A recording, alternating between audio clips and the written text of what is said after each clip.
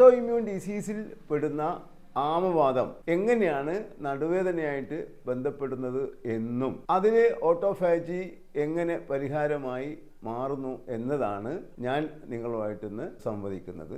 സാധാരണഗതിയിൽ എല്ലാവർക്കും അറിയാം, പണ്ട് മുതലേ പറഞ്ഞുകൊണ്ടിരിക്കുന്നതാണ് അംഗമർദ്ദോ അരുചി തൃഷ്ണാച്ച ആലസ്യം ഗൗരവം ജ്വരഹ അപാകഹ ശൂനതാങ്കാനാം ആമവാദസ്യ ലക്ഷണം.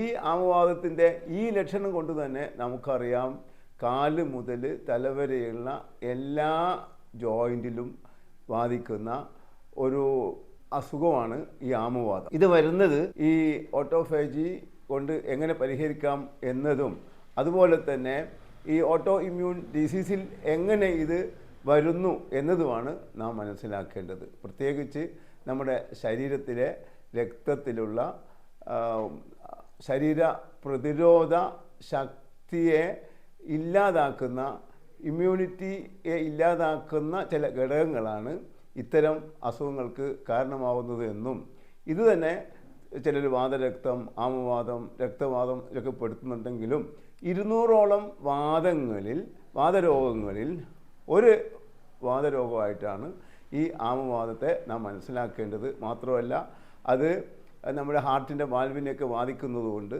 20 വയസ്സ് താഴെയാണ് ഇത് വരുന്നതെങ്കിൽ മുമ്പൊക്കെ പെൻസിലിൻ ഇഞ്ചക്ഷൻ സ്ഥിരമായിട്ട് കൊടുക്കേണ്ട അവസ്ഥയിലായിരുന്നു.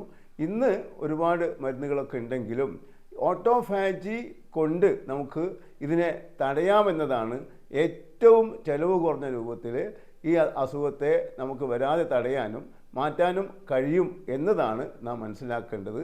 ഈ ഓട്ടോഫാജി കിട്ടാനുള്ള ഏറ്റവും വലിയ ഒരു പരിഹാര മാർഗം ഫാസ്റ്റിങ്ങും, രണ്ടാമത്തേത് ഡയറ്റിങ്ങും, മൂന്നാമത്തേത് വ്യായാമവുമാണ്. അതുകൊണ്ടൊക്കെ തന്നെ ഫൈറ്റ് ആർത്രൈറ്റിസ് പെയിൻ എന്ന രൂപത്തിൽ തന്നെ നമുക്ക് ഇതിന് പരിഹാരം കാണാവുന്നതാണ്.